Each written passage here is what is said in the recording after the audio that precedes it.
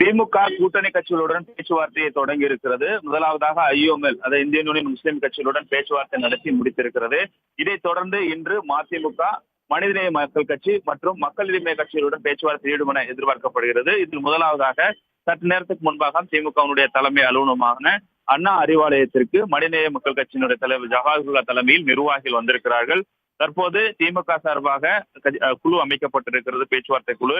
திமுகவினுடைய பொருளாளர் DR பாலு தலைமையில் அமைக்கப்பட்டிருக்கக்கூடிய இந்த குழுவினர் தற்போது பேச்சுவார்த்தையை தொடங்கி இருக்கிறார்கள் என்று சொல்லலாம். இந்த குழுவை பொறுத்தவரை கட்சியினுடைய முதன்மை செயலாளர் KA நேரு, துணை பொதுச் செயலாளர் திருச்சி சிவா, அதே போன்று துணை பொதுச் செயலாளர் ராசா, திமுகவுடைய அமைப்பு செயலாளர் RS பாரதி, திமுகவுடைய உயர்நிலை செயல்திட்ட குழு உறுப்பினர் ஏவாவேலு மற்றும் அமைச்சர் MRK பன்னீர்செல்வம் ஆகியோரும் இந்த குழுவில் இருக்கிறார்கள். இவர்களுடனான பேச்சுவார்த்தை என்பது தற்போது தொடங்கியிருக்கு என்று சொல்லலாம். கடந்த 2021 சட்டசபை தேர்தலை பொறுத்தவரை 2 இடங்கள் மனிதநேய மக்கள் கட்சிக்கு ஒதுக்கப்பட்டிருந்தது. உதயசூரியன் சின்னத்தில் போட்டியிட்டார்கள். ஆகவே தற்போது அவர்கள் தங்களுக்கு கூடுதலான தொகுதி ஒதுக்கப்படலாம் என கேட்கலாம். ஆனால் கூட்டணி கட்சிகளுக்கு தொடர்ந்து கட்சிகள் வரக்கூடிய ஒரு நிலை ஏற்பட்டிருப்பதன் காரணமாக இடத்தை குறைத்தும் கூட பேச்சுவார்த்தையின் போது திமுகவினுடைய குழு வலியுறுத்தலாம்.